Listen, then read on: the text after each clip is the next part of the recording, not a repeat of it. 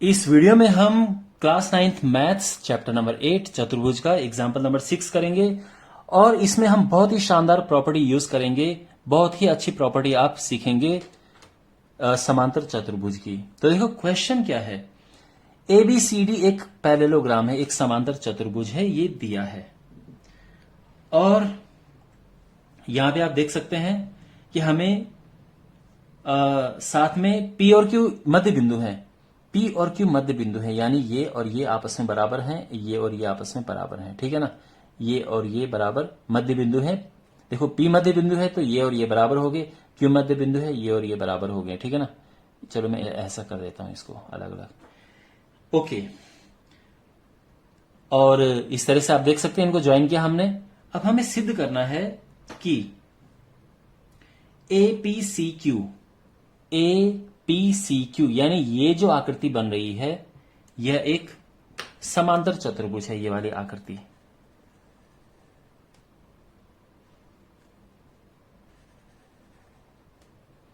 ठीक है, ये एक पैरेललोग्राम प्रूव करना है। DPQB DPBQ ये भी हमें प्रूव करना है। तो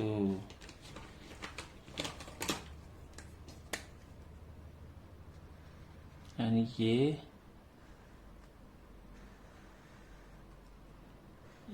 ठीक है, ये हमें समांतर चतुर्भुज। और क्या प्रूव करना है? PSQR ये भी आपस में हमें, ये भी हमें समांतर चतुर्भुज प्रूव करना है। तो जिस क्वालिटी की मैं बात कर रहा था, जिस प्रॉपर्टी की मैं बात कर रहा था वो ये है।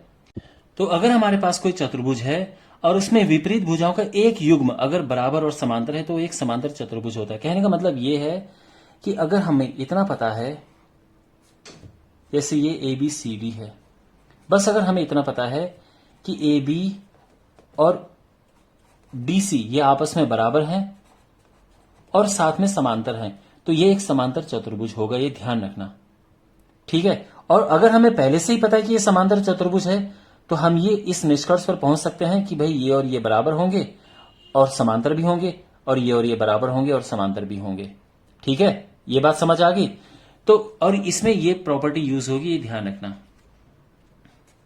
तो कोई अगर चतुर्भुज, यानी देखो हमें इसे प्रूफ करना है। क्या प्रूफ करना है? कि ये एक समांतर चतुर्भुज है। अगर हम इसे और इसे बराबर प्रूफ कर दें और समांतर प्रूफ कर दें तो ये एक समांतर चतुर्भुज होगा। हमें इसकी कुछ प्रूफ करने की जरूरत भी नहीं है। ये बात समझ आ गई? यही है जिसके बारे में मैं बात कर रहा हूं। ओके, तो बस अब चीजें बड़ी आसान हो गई हैं, कोई प्रॉब्लम नहीं है आगे। तो सबसे पहली बात तो यह है कि ABCD एक समांतर चतुर्भुज है।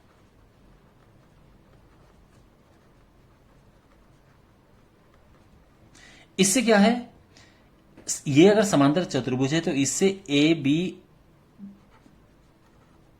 पैरेलल है DC के और साथ में बराबर है DC के, क्योंकि समांतर चतुर्भुज के आमने सामने की भुजाएं समांतर भी होती हैं और बराबर भी होती हैं। तो ये और ये समांतर भी हैं और ये बराबर भी हैं। इतना क्लियर हो गया है? अच्छा, अब यहां पर आप देखो कि AB बराबर है DC, इसको हाफ करो। हाफ किया, AB का हाफ AP है और DC का हाफ QC है। क्यों? क्योंकि P और Q जो है AB और DC का DC के मध्य बिंदु है। तो इसका मध्य बिंदु ये है और इसका मध्य बिंदु ये है। क्लियर है ना? तो इससे क्या पता चला कि इसका हाफ ये हो गया और इसका हाफ ये हो गया। अब हमें इतना पता चल गया है कि ये और ये आपस में बराबर हैं। ये ठीक है। अच्छा, अब देखो ये और ये समांतर हैं तो ये और ये भी समांतर होंगे, यानी चूंकि AB समांतर है DC के तो हम ये कह सकते हैं अगर ये और ये समांतर हैं तो AP और QC भी समांतर होंगे। अब देखो एपी और क्यूसी बराबर हैं और साथ में समांतर भी हैं, तो मैंने क्या कहा था, अगर विपरीत भुजाओं का एक युग्म बराबर और समांतर होगा तो समांतर चतुर्भुज होगा। तो यानी हम कह सकते हैं ये पहला वाला है, ठीक है ना। हम क्या कह सकते हैं कि A P C Q, AP C Q ही प्रूव करना है ना। हाँ, एपी सी क्यू एक समांतर चतुर्भुज है।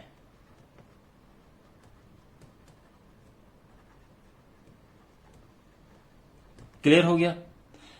अब सेकंड वाला भी बड़ा आसान है। कैसे भाई, इतना तो हमें पता है ना कि ए बी और डी सी बराबर हैं, तो इनके हाफ भी बराबर होंगे।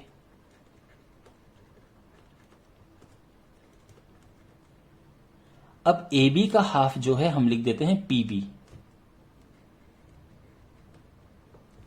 और डी सी का हाफ लिख देते हैं डी क्यू। ठीक है ना, ध्यान रखना क्योंकि हमारे माइंड में ये है। तो इसका हाफ मैंने ये लिखा, इसका हाफ ये लिखा, और ये बराबर हो गए।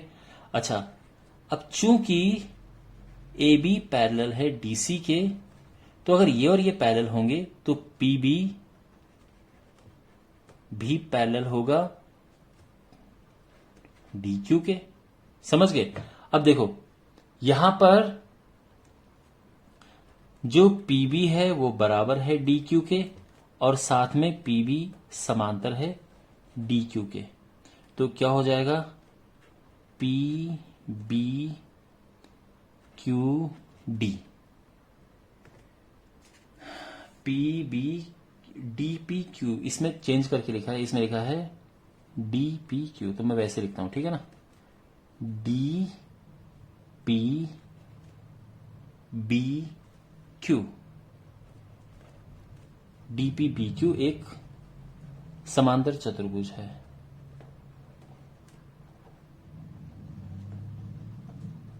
इतना क्लियर हो गया है।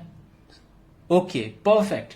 अब एक लास्ट चीज हमें यह प्रूव करना है कि यह समांतर चतुर्भुज है, जो कि बिल्कुल मुश्किल नहीं है। कैसे, देखो, चूंकि ए पी सी क्यू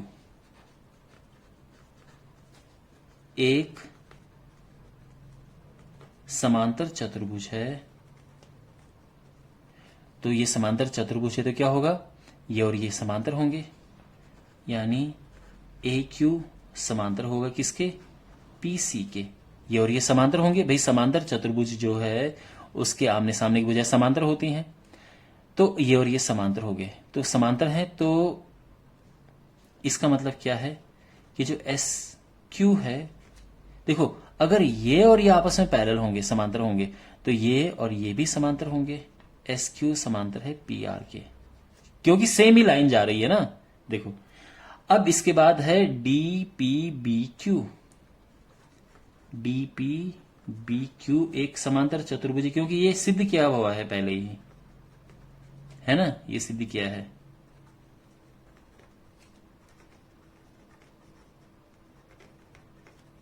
अब ये एक समांतर चतुर्भुज, इससे क्या होगा कि पी डी समांतर है बी क्यू के, ये और ये आपस में समांतर हो गए। अगर ये और ये समांतर हैं तो पी एस और आर क्यू भी समांतर होंगे।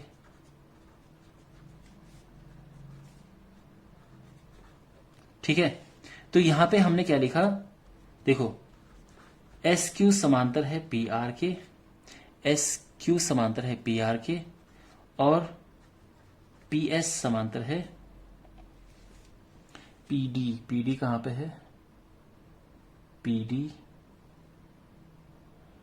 ये पी एस समांतर है किसके, आर क्यू के। हाँ ठीक है, ये और ये समांतर है। तो देखो ये और ये समांतर है, ये और ये समांतर है, तो जब आमने सामने की भुजा समांतर होती है तो ये क्या होगा, पी क्यू आर एस या P R P S Q R, sorry P S Q R क्या है, एक समांतर